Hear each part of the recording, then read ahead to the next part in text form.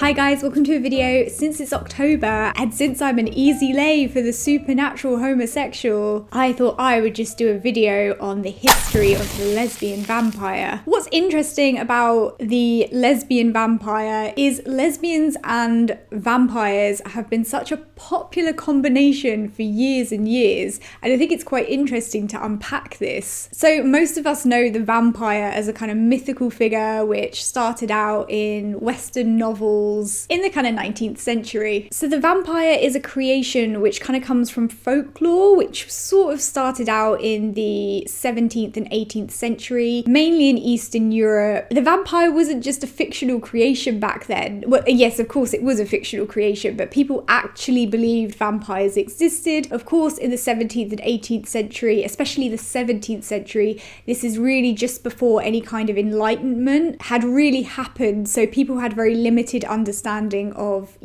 death and viruses and disease and things like that. And there was a lot of hysteria over death, and people would be like staking and burning dead bodies because they thought vampires were actually a thing. It's kind of laughable now, but this is, back in the times where people thought witchcraft was an actual anything and everything was suspect, Anyway, this kind of creation from folklore and hysteria made its way into 19th century novels, very much in line with the vampire as we know it today. Now, what's interesting about vampires and lesbians is both have a history of being perceived as predatory, sexually deviant, and homosexuality was seen as something that could be spread. And of course, the vampire would spread its curse or spread its monstrous nature by engaging with human beings in a very erotic way. So you can see the kind of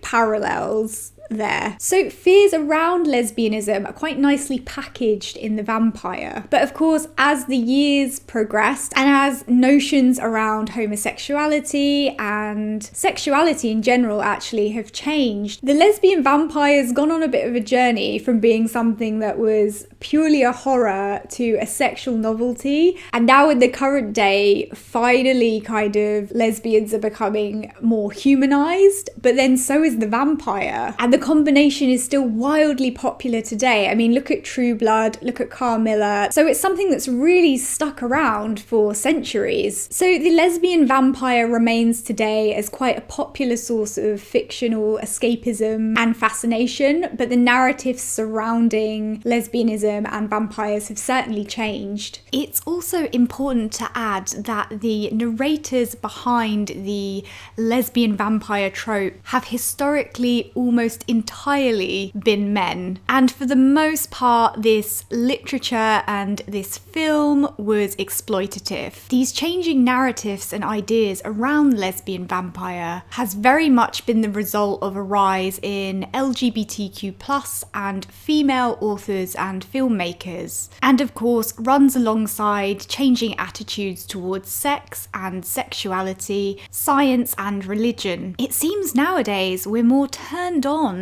than frightened by the lesbian vampire, but maybe that's a good thing. I get my neck bitten by a woman and it kills me. Sold. So thanks to gay rights activists, lesbians and vampires have finally been humanized and are free from our immoral shackles. Okay guys, thanks for watching. Don't forget to subscribe for instant disappointment, and I'll see you guys soon. Bye.